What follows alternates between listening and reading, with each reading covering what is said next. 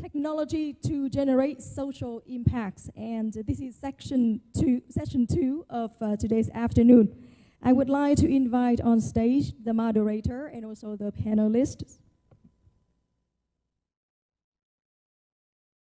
The speaker of today's session is Dr. Kiranmai Pandiala, Board Chair of the United Way of Hyderabad.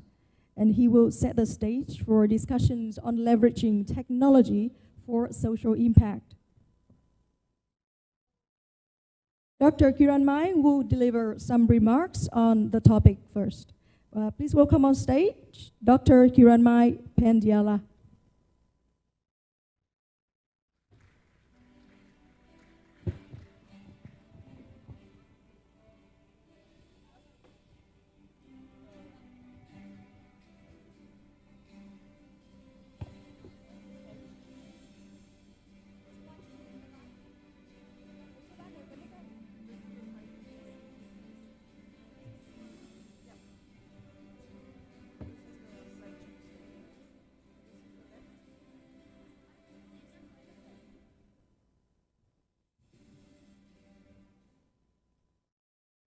Good afternoon, everyone.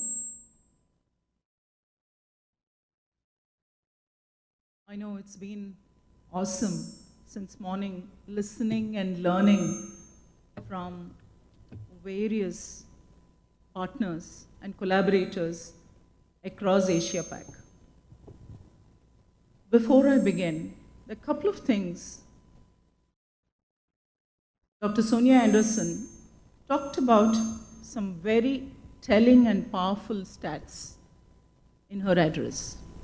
She talked about 4.3 billion, I guess, United Way worldwide raises from 1,100 communities, or as we say, chapters, and 100 are international. It's a powerful one, and that made me start thinking. And we talked about Asia at about 683 million. And that's the power of Asia.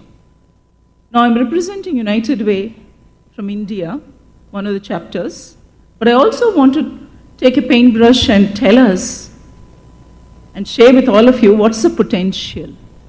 Because we always talk about the potential. And we were just looking at the stats which are published, because India is the only country across the globe which has a law which is already in place. It's called the Corporate Social Responsibility. And the CSR Act alone has garnered, and this is published by Ministry of Corporate Affairs in India. And do you know what was the expenditure under CSR by various companies in India last year? Take a guess. 3.6 billion US dollars. 3.6 billion, and we're talking about United Way worldwide, across the globe, is able to raise 4.3 billion. Does that now paint a powerful picture of the potential of this continent or subcontinent? And the reason I'm sharing this with you is Dr. Sonia Anderson, welcome. She has given us that bullet which provoked our thought and said, oh wow, if this is what we're doing globally, what can one country, what can Asia do? Can we do better? Because targets make us move forward. Targets inspire us. So in the same way, let me also share United Way India, and this is what we're talking about. United Way India has 7 chapters. I'll come to Hyderabad, which is what I'm representing. United Way India has 7 chapters. And together, we have raised, again, I'll convert it into dollars to make it easier. We raised $42.7 million and spent last year. So that's, again, when I look at the potential of 3.6 billion which is what is happening in India alone. That's the potential. But we only tapped into 42.7. And another important fact all of us have to know, along with my Indian counterparts and friends and employees of United Way, there are only about 30 to 40 NGOs. We have thousands of non-for-profit organizations in India, but only less than 40 of them, this is what Rajesh was discussing with me earlier, actually raise 12 million or more every year. Only less than 40 out of thousands of not-for-profit. And I'm so proud to share with Dr. Sonia Anderson, as well as Gregory and Huang, 3 of the United Way India chapters raise 12 million or more every year. So out of 30, that means 10% of it is with United Way in India. And the chapters there are represented by United Way Mumbai, Bangalore, and Hyderabad. So just wanted to set this context for us to understand the potential of India as a subcontinent. Now coming to United Way Hyderabad, and that's what I represent, we are only a 14-year-old, so still in our teens, not yet where we become adult enough to challenge and take on the humongous targets we have ahead, but we are very proud we're able to leapfrog and continue to create the synergy and collaboration. So this just gives you an idea of who all we work with, partnerships and collaborations across, and you can clearly see 90 plus corporate partners, and we talk about NGO partners, public offices, and look at the millions of USD dollars mobilized. And most important, and which is what we always talk about, impact. The impact of clearly 0.3 million lives, and this is what keeps us going. If we move to what else are, oh, sorry. Okay. Yeah, this gives you a snapshot of the board members, and I'm representing United Way Hyderabad. It's a very diverse board with philanthropists, entrepreneurs, largely corporate. America is represented out here, the site leaders and so on. And of course, we also have drug and pharma, that's what Hyderabad is known for. And we also have movies, films, right? So we have people representing that industry as well.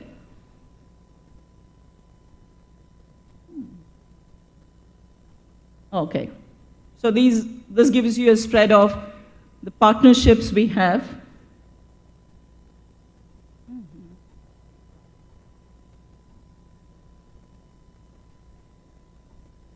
Okay. These are the various initiatives we undertake in terms of the support we extend to our donors. Help it. Okay. I'm going to move forward. There's something I really want to share with you, and we just talked about the land of opportunities and possibilities, and this is something I'm going to quickly share with you because we're talking about technology and innovation, and that's a session. India has come up with a social innovation leveraging technology platform. This is bringing in financial capital markets closer to social enterprises. The name given to it is Social Stock Exchange, and that's what I wanted to present to you all. A social stock exchange.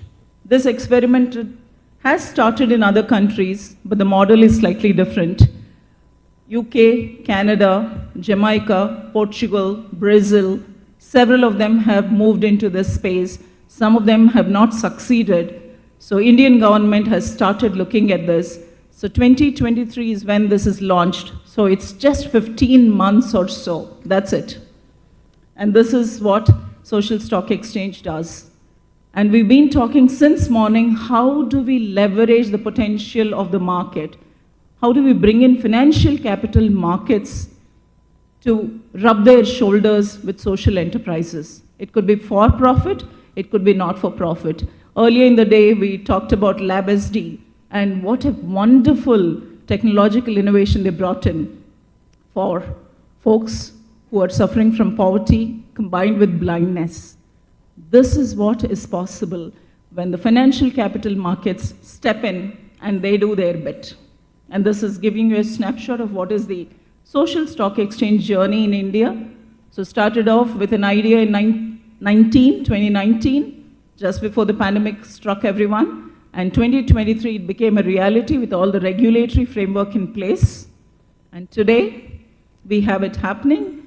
And we already have 70 plus not-for-profit enterprises registered and raising funds through this innovative technological platform. So this talks about, so the platform is pretty, we talked about transparency. Even in the earlier session, you heard it. This allows transparency because once you're listed there, that means due diligence is done, and that itself is a recognition. So be it the CSR funding we are referring to in the country, or any other foundation which wants to come ahead and donate, they can do it. And how do they do it? This is what they have brought in as an innovation. It's called zero coupon, zero principal instrument. So any company, corporate, high net worth individual puts in their money, they're not going to earn back money on this. That's why it's zero coupon and zero principal. This is like your security bonds. They put in, they get from a regulatory framework what a CSR Act allows them. They are certified, so they get their clear waivers in terms of what they have done towards the corporate social responsibility. They can raise the capital, fund various projects, and how does that help the not-for-profit sector we all represent or we're interested in? It helps us because you raise capital for various projects, and transparency, reporting, everything is taken care of because it's under the National Stock Exchange, which actually looks at the listing of the companies, and it's a financial commercial market. But this is how they're bridging the gap between, or they're allowing the handshake between the capital market with the social capital. These are the not-for-profit organizations or social enterprises which are already registered, which are currently on the Social Stock Exchange of India. So this is my last slide. So I hope I'm leaving you with a few thoughts in terms of what technology platforms can do, how government as a collaborator can come in, and how you are ready to shake the world. Thank you all.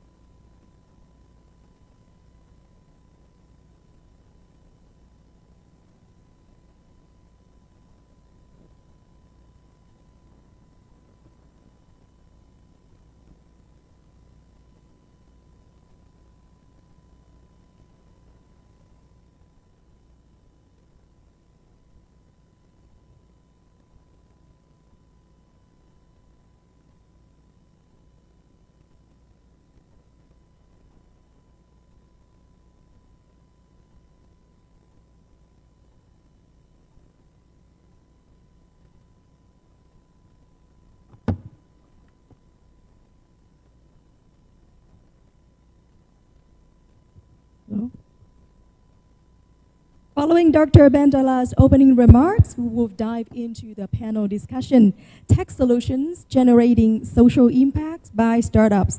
And this panel will explore innovative tech-driven solutions that startups are implementing to tackle social challenges. Moderating this session is Ms. Trần Vân Anh, Deputy Executive Director of MSD United Way Vietnam.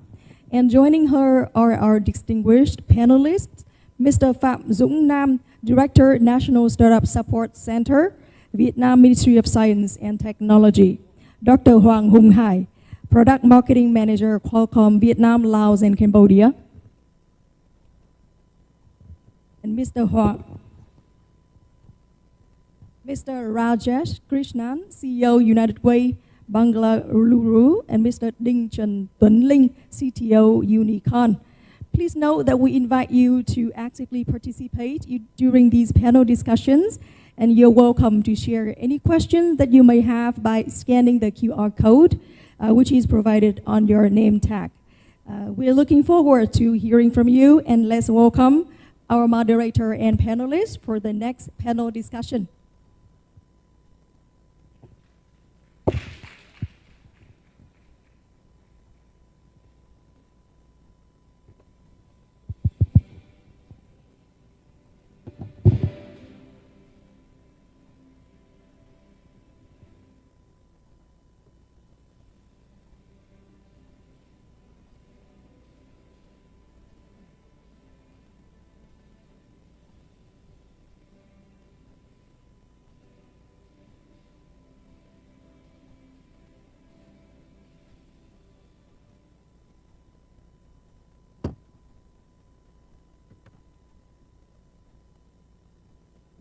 Hello everyone, good afternoon, how are you?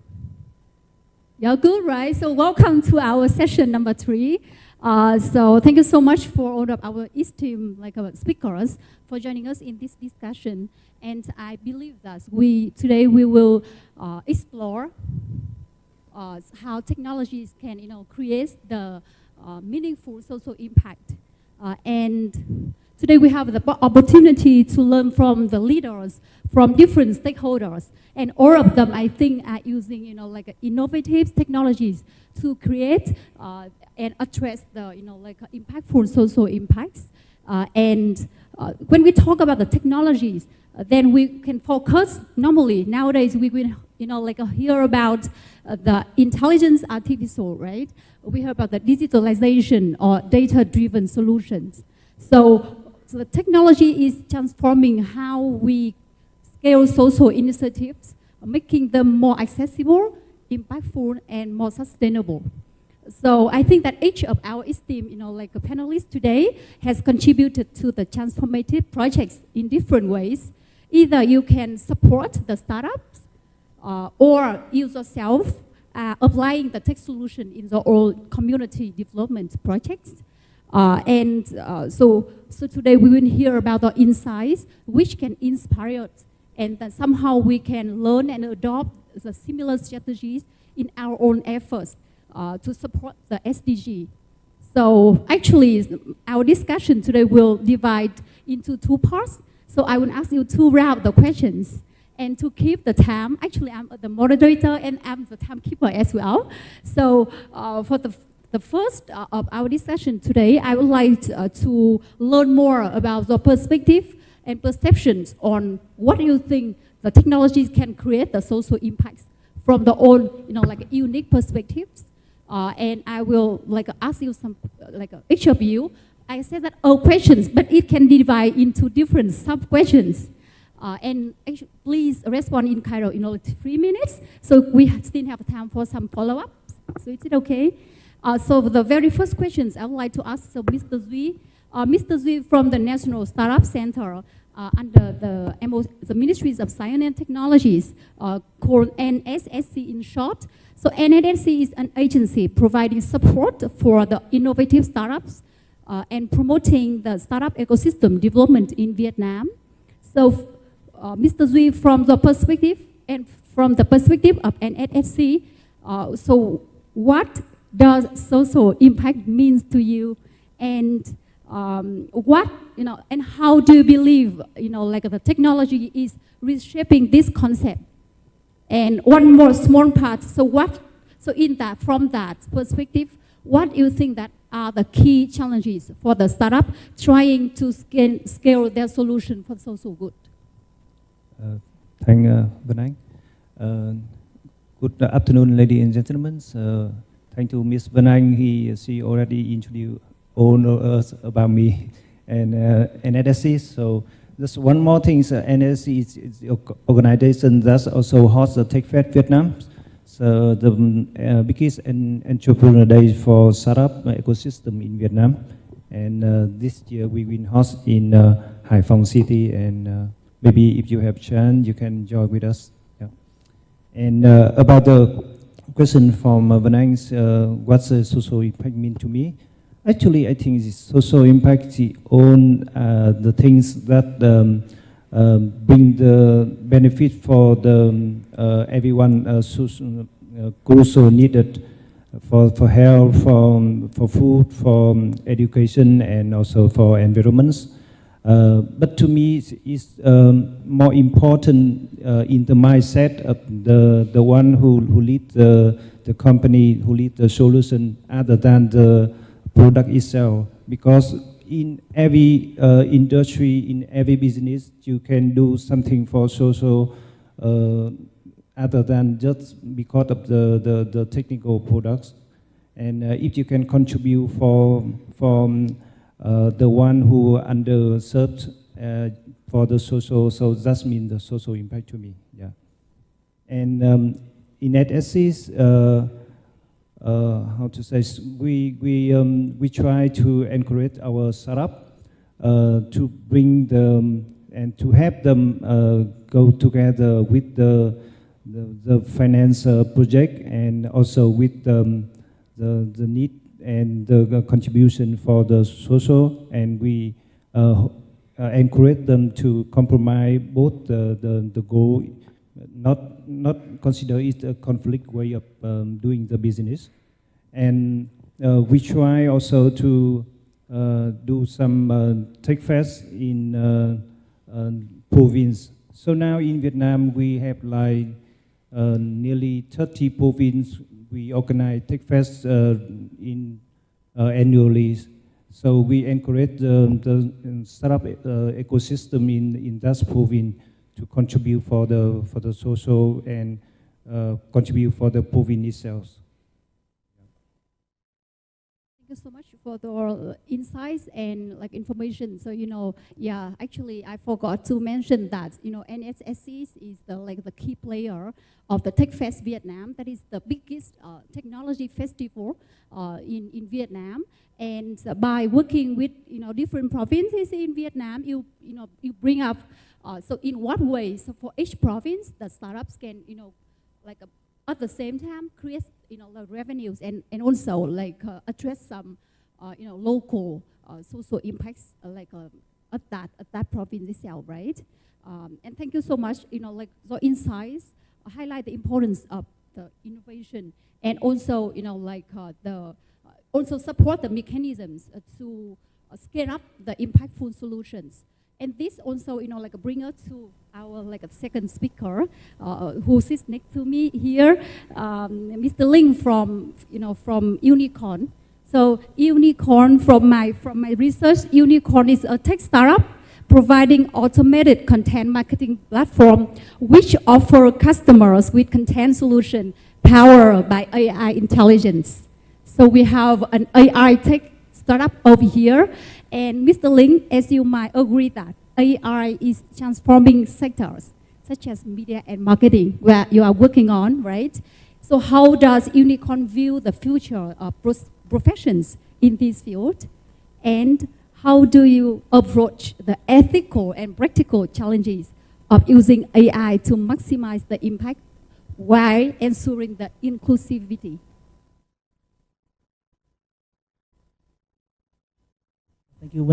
Thank you, Vân Anh. It's a great honor for me to sit here to tell our story with all of you, and hope you have a great evening. In my perspective, I have a very lucky to use AI from the past 7 years. and we are not only apply AI in marketing and communication. We have chance to do AI implementation in journalism, in publishing industry. We are trying to applying AI in education. So I think we are living in a very rapidly era, the AI era. Every day there are many innovations in AI appears, and because we have worked with many industry, so we can see the AI adoption, AI penetration is very different in various sectors. Each industry have their own pace of AI adoption, and whenever an industry have enough AI adoption rate, the problem arises. We are facing the problem of how to ethical use of AI in almost every job, every industry we participate in, and the question is very different, and it raises many problem, not as useful. So our approach is we have our core is a good AI mindset. That is, we always do things with AI, and we never do things by AI. We never give the AI the chance to decide above us. So I think the problem is here. But if we choose to do things, to create things, to do innovations with AI, we can overcome many problems in almost every industry. And I think the risk of AI replacement is appears not only in marketing and media. It appears almost every industry. So AI is have like offer vast potentials, but like so we need to consider the ethical like issue as well. I have a small follow-up question for you. So AI is like indispensable now. So it's very necessary, it's vital, and it come up to every corners of our economy and society, right? So from your perspective, so in what way we can maximize the impacts of AI while we still ensure the inclusivity, so leave no one behind? Very tough question, because the AI innovation is almost everywhere, and with a very fast pace of AI innovation, we can't answer very clearly now. But I think there are two viewpoints of AI now. One is to a utopia when people don't need to do anything, and the machine do everything for us. And the other viewpoint is for dystopia. They are fearing the AI giants. So I think it's a fine line between hope and fear now. And I think I don't have a very clear answer for that question. We can't yet answer how to maximize the impact. Why let no one behind? It's almost impossible now. But we can do AI with caution. Yeah, I think. Yes, thank you so much for that.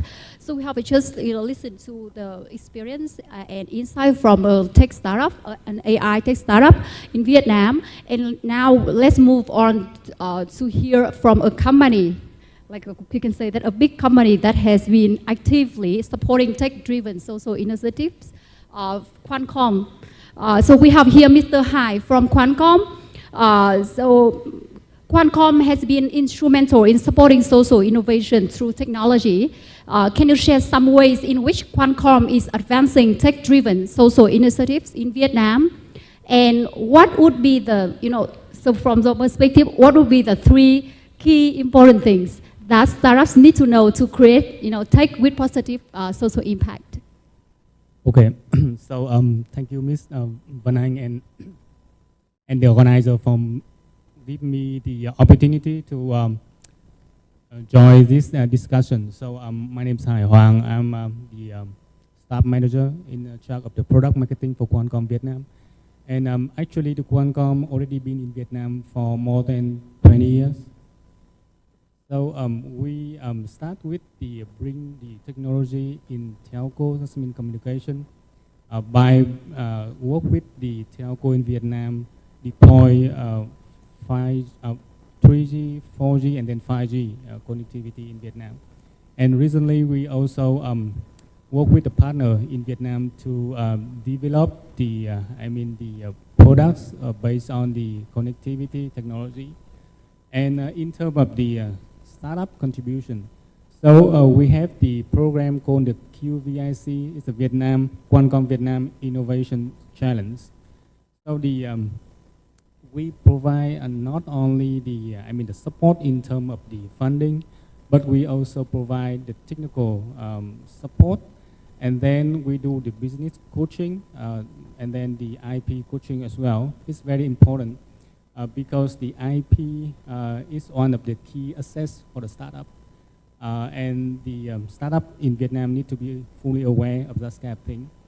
And we start the QVIC from 2009, so that means we already have 4 seasons. We already supported 39 startups totally, and then they already developed more than 30 commercial products, and they also file more than 100 patents across Vietnam and then in the US as well. And with the support initially from Qualcomm, they also raised the funding of total more than 40 million US dollar. So we continue to launch the program in many years further to promote the support for the startup ecosystem in Vietnam. This is one initiative. Another one, we also work with the we have the program called the Vietnam Forward. We collaborate with the Daryl Foundation. We provide the laptop. That means we call it the ACPC, Away Connected Laptop, with the 4G connectivity. So that means the student in the rural area can have the facility to study. And with our support, we already deliver more than 24,000 laptop to more than 15 rural provinces in Vietnam.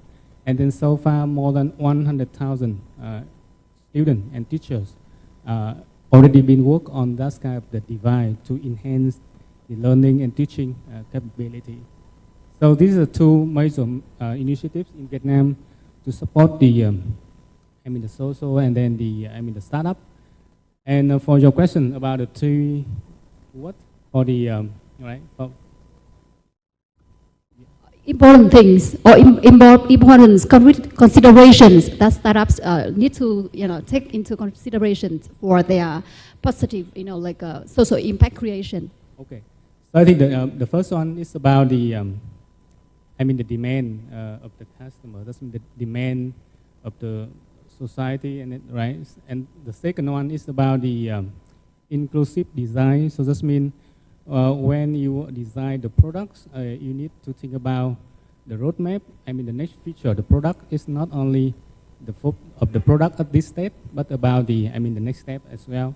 And then the final one is about the sustainable business model. So these are the three keywords for the startup. Thank you.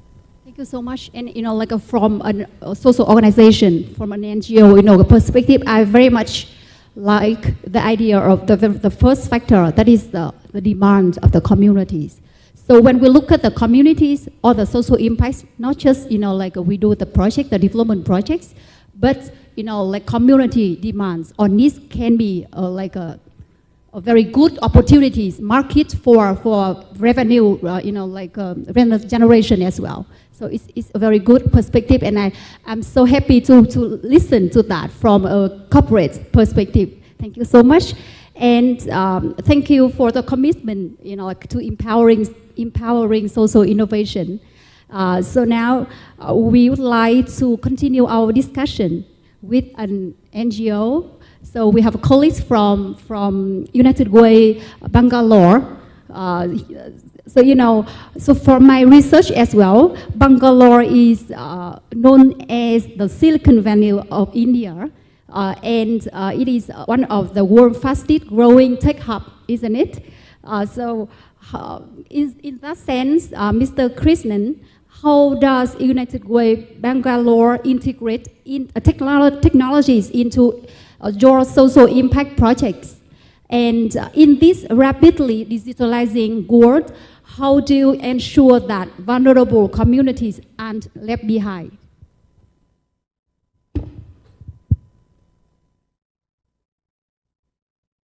Thank you, Fran, for your question. Good afternoon, ladies and gentlemen. Clayton, are you awake? Okay, thank you. Yeah, because it's afternoon and it can be terrible on each one of us. So thank you for your patience. But before I answer this question, I also want to take 2 steps back. I am in midst of a startup unicorn, a giant Qualcomm, and also a policy maker, and wonder what an NGO is doing in this august platform. Clearly a square peg in a round hole. But having said that, I think the reason why I said I would like to take 2 steps back is to kind of take you through the ecosystem from where Bangalore is coming from. And when I speak, I'm going to probably fall back on my colleagues who, from the India network, very proudly spoke about the country as a whole, and I would like to kind of do the same.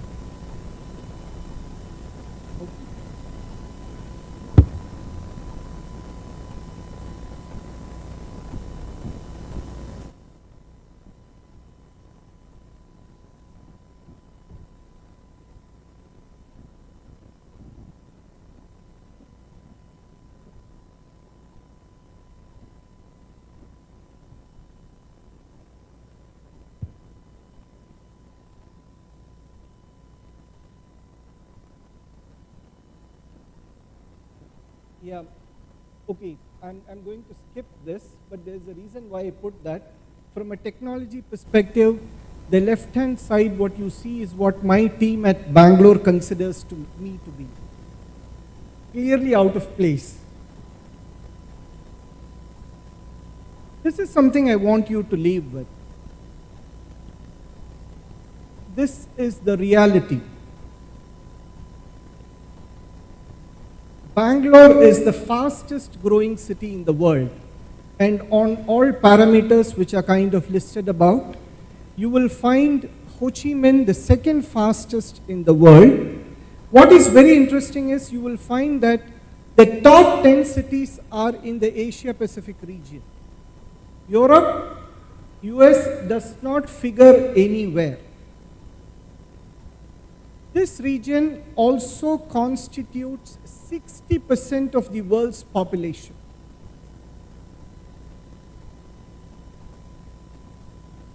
The complexity of India, and I'll tell you why in the context of technology.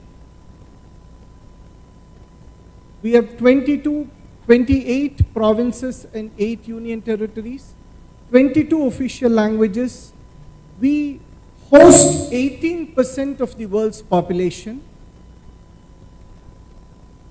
The biggest enabler for technology is this particular element, and I want you to take a hard look at this. 1 GB data at less than 0.04 US dollars. Compare it with US, it's 33% lower in India, and India is among the cheapest in the world. 900 million internet users, and we are talking of a 70% penetration rate by 2025. Now, this particular point in a way smashes anything got to do with diversity, equity, inclusion. We are not leaving people behind. We are not leaving any sex behind. Everybody is part of this digital revolution in the country. As someone rightly said, I don't know if it is in the context of India, India is a riddle wrapped in a mystery inside an enigma, and it is 100% true even today. There has always been a point of inflection, because when it comes to talking about technology and in the context of the NGO space, I can very vividly say that when I reached out to people and said, what are the type of technology platforms you use? After all the fancy English of 10 minutes, it comes out that they're using Google spreadsheet. And I was like, did that take 10 minutes? That was the closest to technology. Can we forget this? Can somebody say what's those picture on the left-hand side? COVID. And the second picture you may not be able to relate to, but in India we can relate to. It is the laws of the land from a compliance perspective.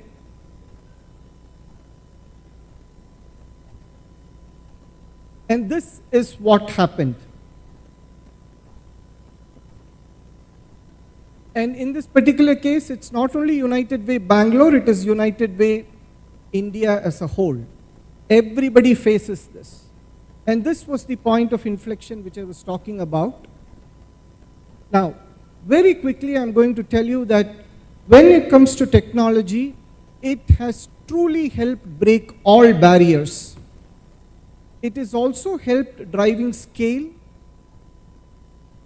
reducing costs significantly, enabling access and gender neutrality, and also to a large extent covering this topic of inclusion. I want to leave you with two particular technological, I won't say innovations, but adaptation of technology that we have made at our chapter, and we find that it can significantly be scaled up as well. Because any technological adoption which we look at has to cover scale, and it has to be at a very low cost, given the fact that we have such a large population to serve. This is one such example of telemedicine, where just from a cost savings perspective, look at the last row, you are able to serve a large community at a 230% reduction in cost of an average medical consultation. This would mean significantly reducing the OPD expenses, especially when people are wanting to access health care. And it is a significant cost reduction. And technology also ensures that people are able to have accessibility to the latest medical facilities from the confines of their home or at a public clinic. The second one, which is too much of English, just ignore this. But what I want to leave you with is, the first slide which I showed you spoke about the technology adoption for an external world, but we also made sure that we didn't want the United Way office to be left behind. At Bangalore today, the office is 100% run on online. There is no financial transaction which happens on cash. Everything is digital. The second and most important point, which I can proudly say, and I would also like to share this credit with my colleague who's sitting there, Mr. Sudhakar, we can become 100% paperless office. The only thing which stands between that and our aspiration is the government, which still expects us to keep all the papers and the data. And this, we feel, is a significant, proud achievement. Last but not the least, it's very fashionable to talk about technology. But let's understand one thing, the biggest enemy to technology, can somebody answer that question? It's human resistance. The biggest enemy to technology is your inherent culture within the organization. And one of the two things which we have done very successfully is going to be, one, make it as part of your culture and it is non-negotiable. Second is the 100% leadership commitment to ensure that this is driven. What I am presenting to you today did not happen overnight. It has been a journey of the last 4 years. Thank you. Thank you so much. Thank you. Oh my God. So we have very fruitful, discussion for the first one. So I think that's from the moderation, roles. I have to say, I'm so sorry to have to say that. So we should be very brief for the second round. So I will ask you the questions because for the second, theme of our discussion today, I'd like to focus on, how to scale up the social impacts and we reinforce the, the value of the partnership. So the questions from Mr. Zui would be so how does NSSC encourage the entrepreneurs to balance profit generation and creating the sustainable social impacts? Yeah. Thank you. Next. As I briefly talk about at the first answers, at NSC we encourage the startup with the mindset of the social impacts. So we have entrepreneur mindset, right? So now we have social impact mindset. So if the startup understand how they can contribute for the social and how can they get support from NGO, a lot of international, national partner like this, they have the belief in contribute for that social impact, and they can they understand that in social impact model is they can get the revenues and profits a little bit later than the traditional way. However, it could be sustainable and it could succeed in the very long way. And we encourage our startup to believe in that inspires. Yeah, thank you. Actually, I very much like the term. So for the long run, for the long way, then social impact is very important. Yeah. So Mr. Ling, as we maybe all agree that so AI will impact the certain job types more than others. So do you have any plans to support your employees, in particular, especially the disadvantaged youth, in transitioning to new roles at the workshop shifts? Thank you, Vinay. I will tell a story about a quote in AI industry about job replacement. First, in the AI world, there is a quote that AI won't take your job, but people who use AI will take your job. When ChatGPT introduced to the world last 3 years, everybody fear about replacement of people who use AI, so that people flocking to AI course online. Yeah, but now after 3 years, after we working with many industries and working with professional, many professional in many industry, we realize that AI won't take people job, but AI will eat a big part of their salary. Last 2 years, a movie script maybe they can pay a very big portion of money for a movie script. But now they pay much little for a movie script now because the assistant of AI. People are more poor with AI, not more richer, and a few people get richer by AI. So I think the problem is the use, the good use of AI. We don't figure it yet, but I think there are 3 threats of job that can be harmful in AI era. The first is the below average job. If you are below average skill, you have below average skill, you can easily replace. Second is repetitive job. If you do things days by days, yeah, every day is the same, so you can easily be replaced. And the third is more important. If your job is not creative, it's a bit soulless, it don't have any touch of human being, so you can be replaced.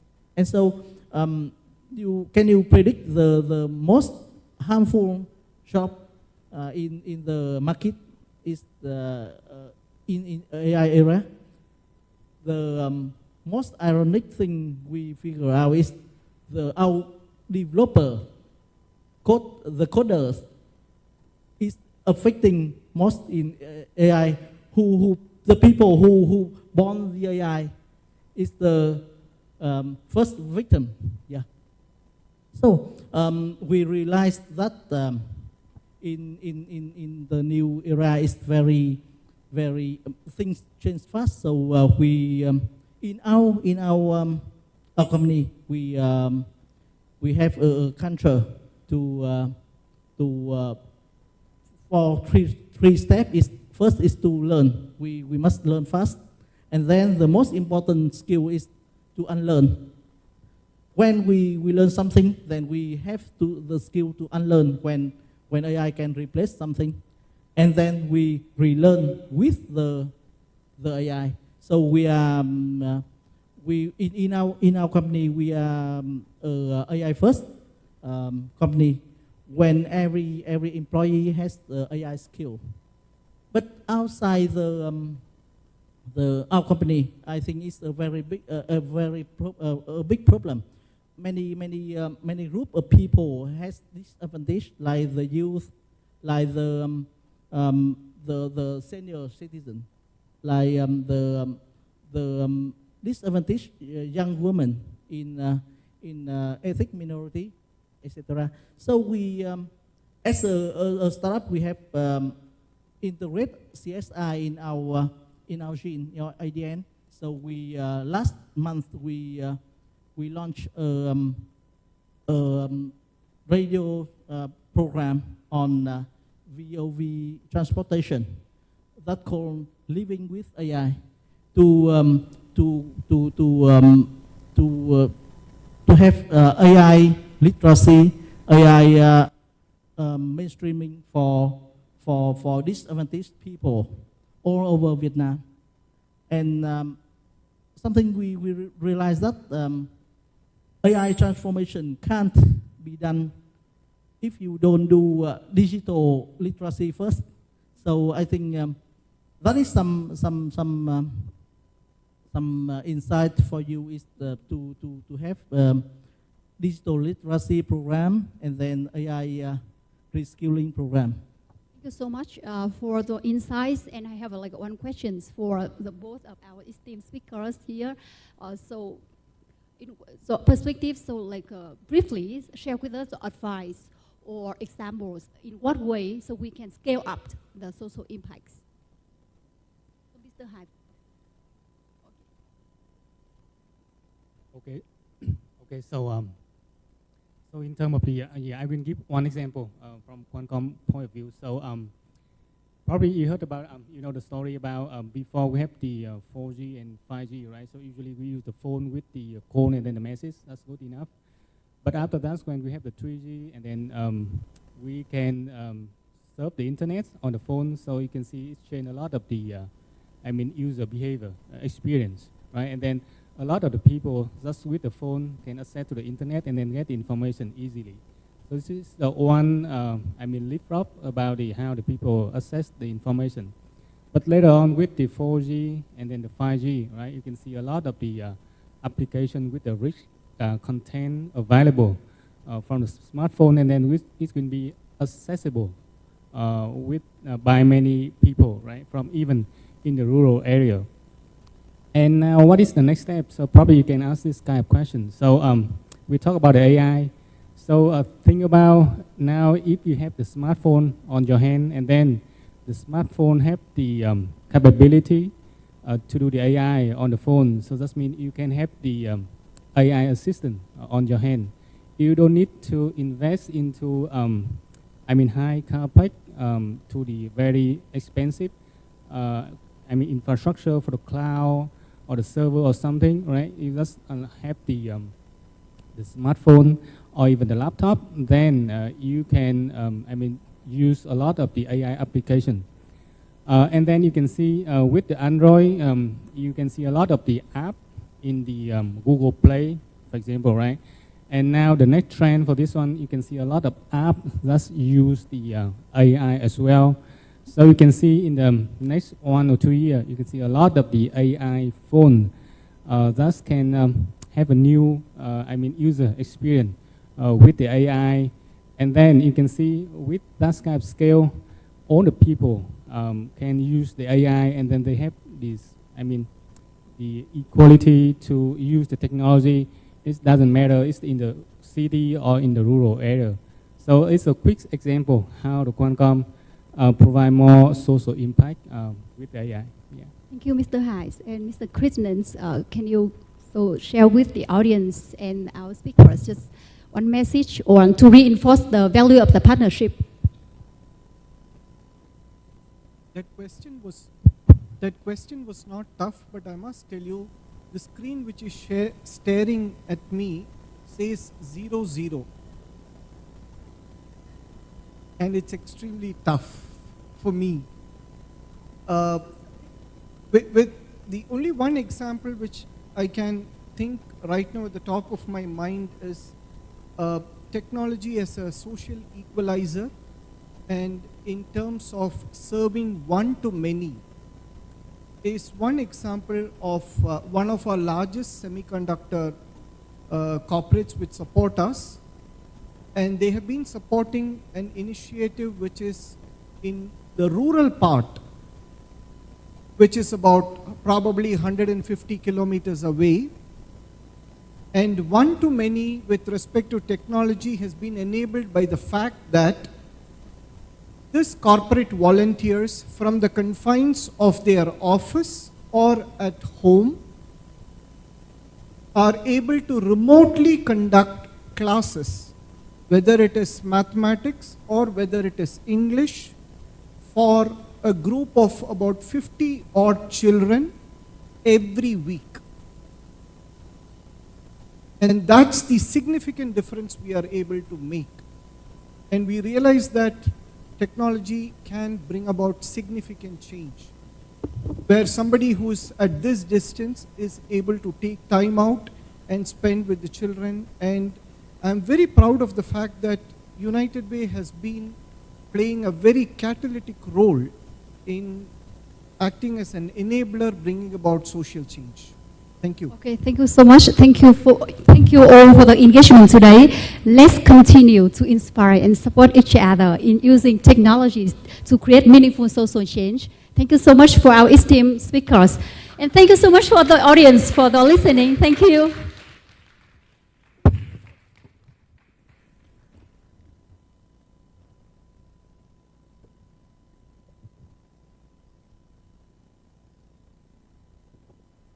Thank you very much for the last panel discussion.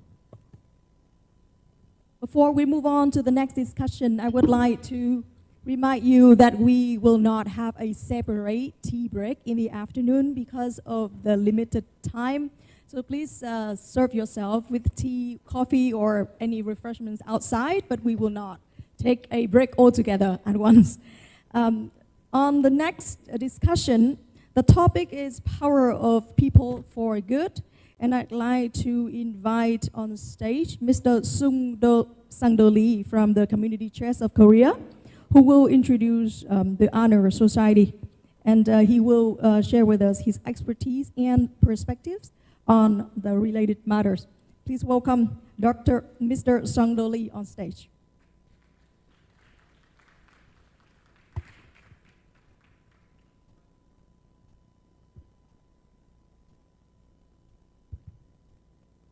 For tea time break, I cut my speech half and half.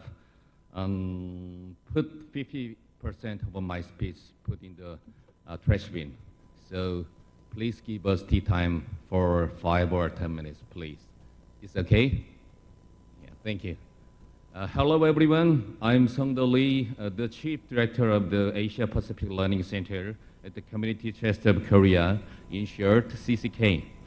I would like to take this opportunity to introduce you CCK's giving product, the Honor Society, and one of our wonderful members and his inspiration. CCK launched the Honor Society in 2009, benchmarked the United States-based Tocqueville Society. With the aim of securing stable resources to address social issues. The product is designed for donors who contribute over 72,000 US dollars. How can I use it?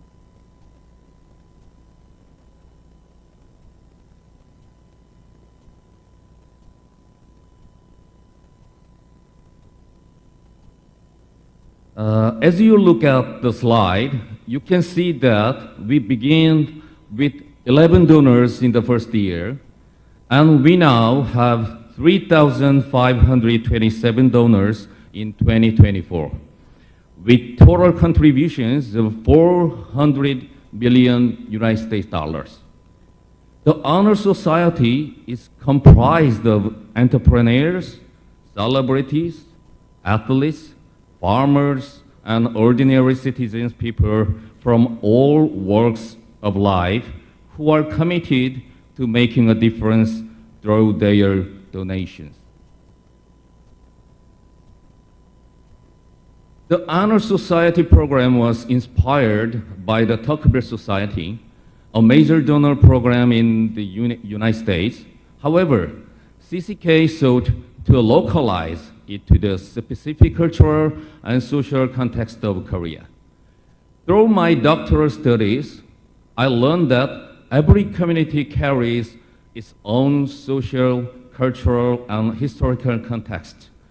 I would like to express my gratitude to my professor, who is the chairman of the Hyundai Motor CMK Foundation, Dr. Moo Sung-cheong. Here he is. Give him a big applause, please. Thank you. Recognizing the difference in cultural context between the US and Korea, CCK focused on the potential market of individual donors in Korea who have a passion for giving, driven by a desire for self-realization in the context of Confucian and Eastern cultural values. If you allow, I'd like to sing a short song. May I? Yeah, okay. And now the end is near, and so I face the final curtain, my friend, and it's gone. Anyway, as the lyrics go, thank you very much. As the lyrics go, it seems that at some point in a successful life, people begin to reflect on the meaning of life. CCK understands that its core role is to provide social recognition as a channel through which people can realize both their selfless desires and their aspirations for self-fulfillment. We believe that sharing such experience of ours could give inspiration to other United Ways in Asia-Pacific region to design a better initiative that perfectly fit into your culture. Against this backdrop, I would like to share the story of a young and smart donor who is not only a member of the Honor Society, but whose entire family has joined as well. Ladies and gentlemen, please join me in welcoming CCK's Honor Society member, Mr. Han Jun Park. Let's give him a big applause, please. Thank you very much.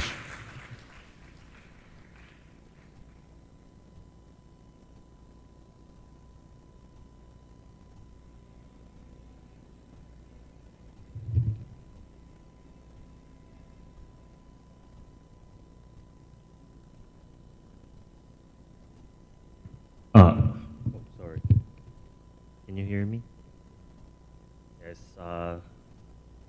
Dear distinguished guests, my name is David Hanjun Park. I would like to mention one sentence in Vietnamese. Tôi rất hạnh được cô mặt tại hội in ngày hôm nay. It means I'm very happy to be here.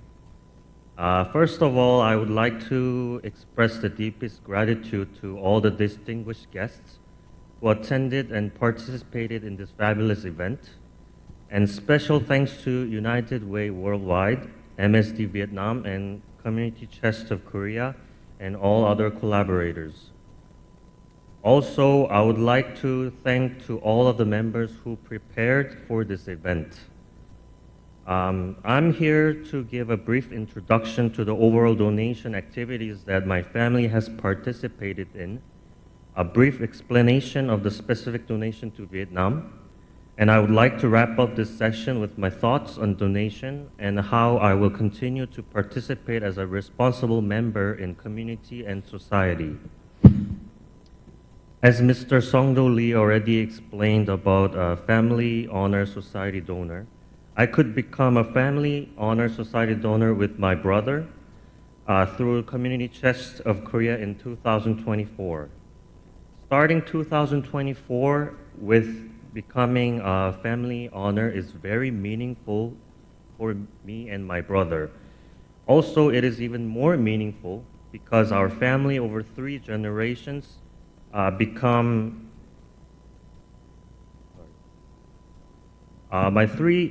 family over 3 generations become Family Honor Society in Community Chest of Korea. Starting 2018, my father became the Family Honor through Community Chest of Korea. After my grandfather joined in 2020, my mother also joined in 2021, and my brother and I joined this year. Net donation amount is 600 million Korean won, which is equivalent to 450,000 USD. Now I would like to briefly introduce some of the representative moments in donation process and results in which our family has participated, especially in Vietnam.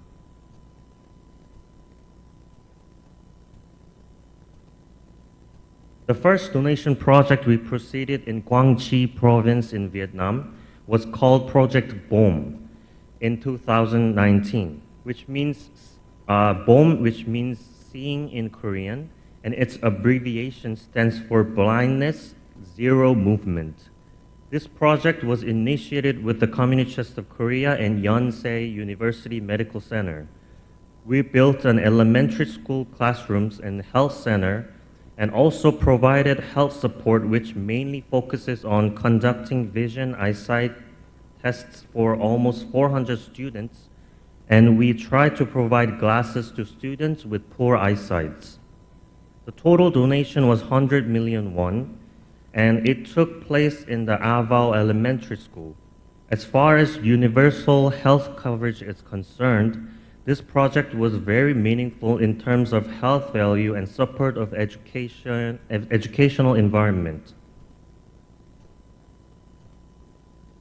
The second donation activity was in Thanh Hoa province in Vietnam. It was mainly focused on health education support project, which happened in 2020. We constructed ICT-based health education studio and one computer room at THCS Thieu Van Secondary School in Thanh Hoa province. This was also carried out with the Project BOM team under Yonsei University Medical Center with a total donation amount of 100 million won. The third Vietnam donation activity was meaningfully carried out with Community Chest of Korea and Worldwide MSD United Way Vietnam, and is a project to add additional teachers and support school restoration in the Ava district of Quang Tri province. We were able to donate 130 million won with Hyundai Motor Company for the construction of classrooms, support for classroom materials, and projects to improve education awareness for children in need. Lastly, I will explain the projects that my brother and I will participate in. This project is carried out with Community Chest of Korea, United Way Worldwide, MSD Vietnam this year. The total donation amount is same as 100 million won. It is a project to build 3 new classrooms, place new books and educational materials in library, and renovate the restrooms and other facilities such as playgrounds in 2 elementary schools in Lac Son, Hoa Binh province in Vietnam. Also, I would like to briefly mention the extra donation activities that my father and I participated in. When I was working for Korea Investment Securities, one of the largest financial institutions in Korea, I was in charge of utilizing the reserve fund, which is 130,000 US dollars for CSR activities and we utilized those funds in Binh Chang district in Ho Chi Minh City with World Vision. The project was to renovate old libraries in An Ha and Le Minh Xuan elementary schools.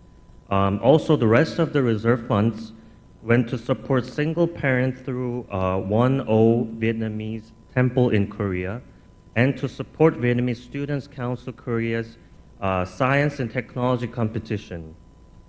And last but not least, to support Korean language and culture education for children from Korea Vietnamese multicultural family who lives in Korea. Our family also involved in income increasing support projects in rural Tanzania with good neighbors in Korea. In rural Tanzania, goats are one of the main sources of income for essential livelihoods. Children can supplement their nutrition with fresh goat milk and sell baby goats to go to school for essential education. I would like to wrap up this session with my thoughts on donation and how I will continue to participate as a responsible member in community and society.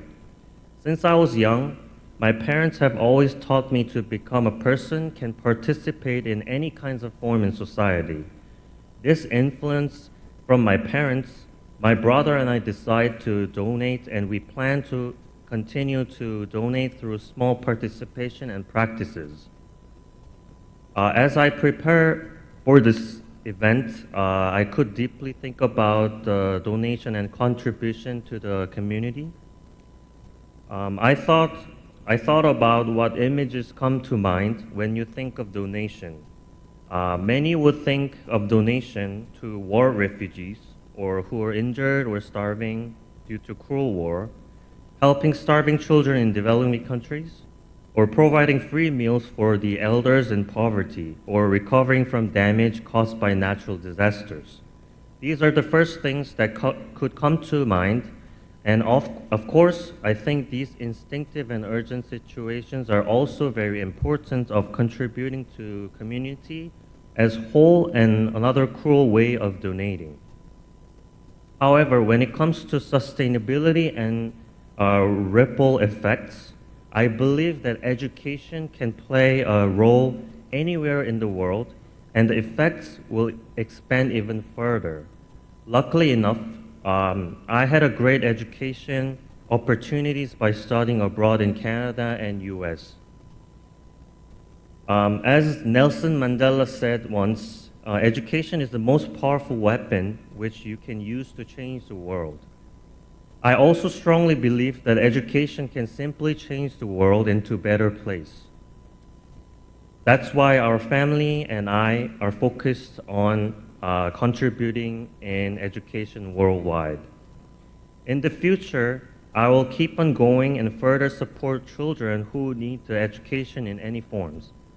I think that I always resolve to help someone, but I'm not able to put it into practice sometimes.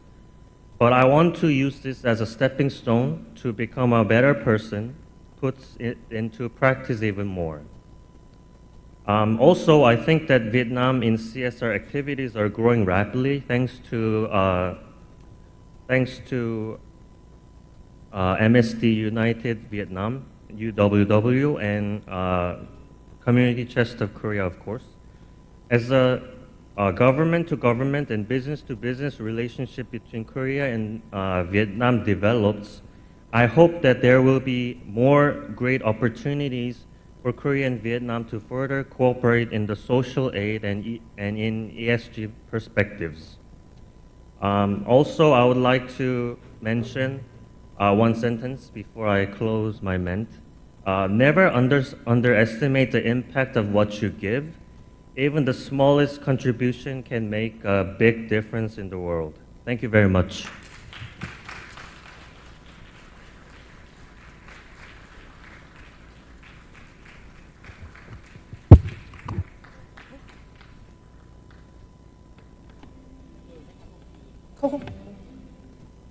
Thank you very much for the impressive keynote speech and also the very impressive and inspiring last message. Let's move on to the next session and let's talk about the important role of youth entrepreneurship.